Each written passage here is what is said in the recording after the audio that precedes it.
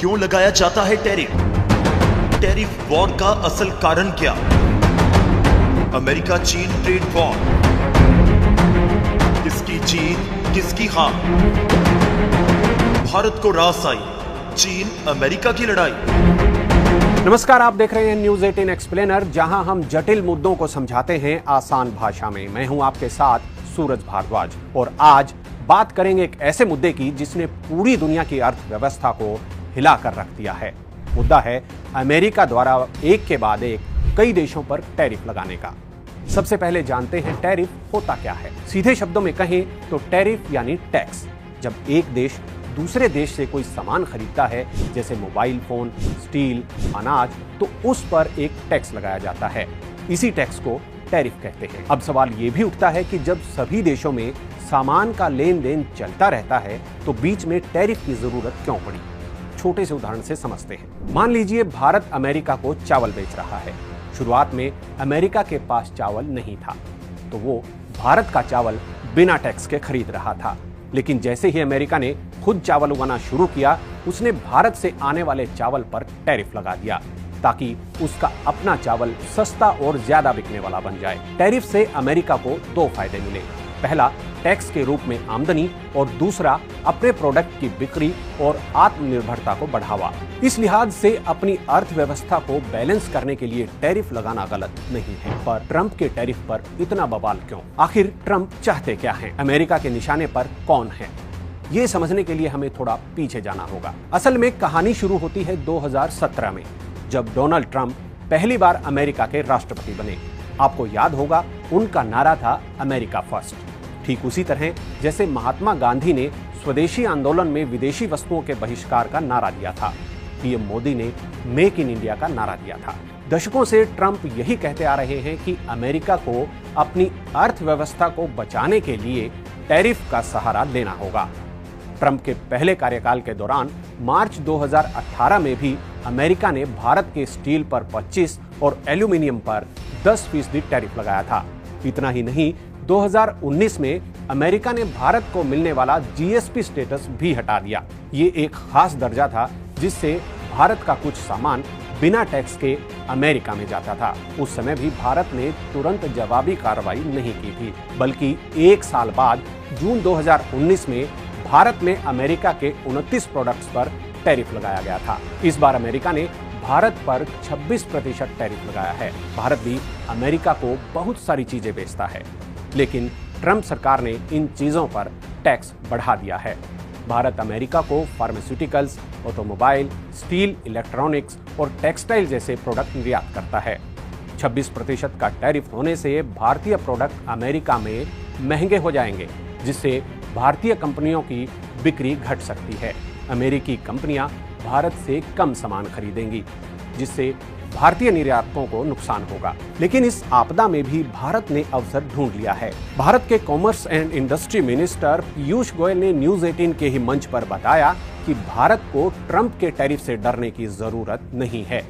Tariff लड़ाई से पहले ही भारत की अमेरिका के साथ द्विपक्षीय व्यापार समझौतों को लेकर वार्ताएं चल ही रही थी, जो अब और तेज हो गई हैं।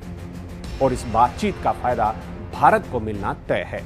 उन्होंने ये भी कहा कि टैरिफ वॉर की समस्या की जड़ करीब 24 साल पहले WTO में चीन की एंट्री है। असल में टैरिफ वॉर और कुछ नहीं बल्कि अमेरिका और चीन के बीच चौधराहट की लड़ाई है। अमेरिका ने सबसे ज्यादा 125% टैरिफ भी चीन पर ही लगाया है। एक पुरानी कहावत है कि जब दो सांड आपस में लड़ते हैं तो शामत उनके आसपास झाड़ियों की ही आती है।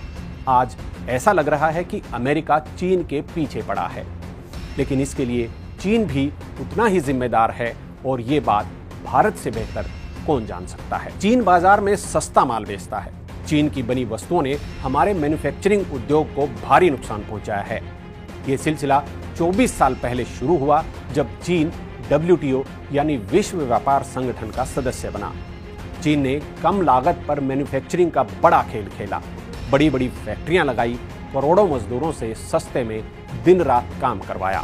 इस माल को दुनिया भर में बेचा। अमेरिका की मार्केट पर चीन ने लगभग कब्जा कर लिया। भारत की मार्केट पर भी चाइनीज आइटम्स का बोलबाला रहा। चीन की इस अनफेयर प्रैक्टिस का नतीजा ही था कि भारत में मेक इन इंडिया अभियान की शुरुआत हुई, लेकिन अमेरिका ने दूरदर्शिता नहीं दिखाई। धीरे धीरे अमेरिकी अर्थव्यवस्था की धज्जियां उड़ गई। अब जब दूसरी बार ट्रंप की सरकार बनी तो ट्रंप ने चीन को सबक सिखाने की ठान ली और टैरिफ के हथियार से $100 के चाइनीज प्रोडक्ट का दाम $225 कर दिया। मकसद था चीन को घुटनों के बल लाना, लेकिन हुआ इसके उलट, क्योंकि ट्रंप बाजार पर चीन की 24 साल की बादशाहत को सिर्फ 24 घंटों में ही खत्म करना चाहते थे।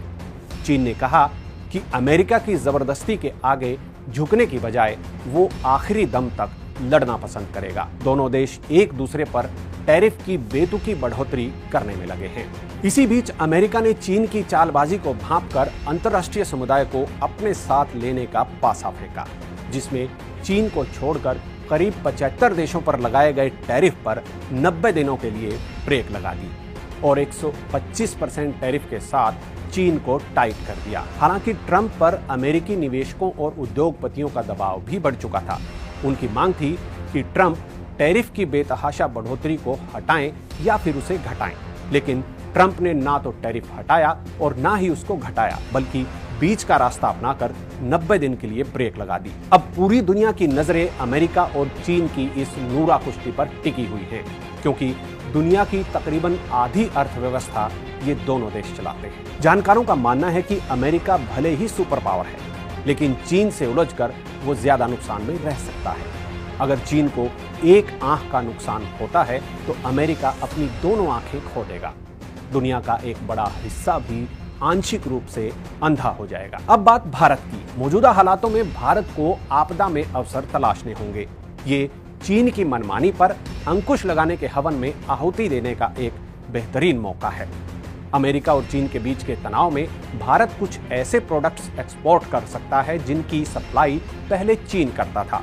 दुनिया के साथ व्यापारिक रिश्तों का दायरा बढ़ाना होगा, मतलब अकेले अमेरिका पर निर्भर नहीं रहना होगा। और आखिरी बात, ट्रंप की टैरिफ नीति ने भारत को भले ही थोड़ी बहुत चोट पहुंचाई हो, लेकिन साथ ही उसे आत्मनिर्भर बनने का एक मौका भी दिया है और मौका दिया है चीन को भी सबक सिखाने का। आज के लिए फिलहाल इतना ही, और अगर आपको ये एक्सप्लेनर पसंद आया हो तो शेयर कीजिए, सब्सक्राइब कीजिए और कमेंट्स में हमें बताइए कि अगला टॉपिक किस मुद्दे पर होना चाहिए। धन्यवाद।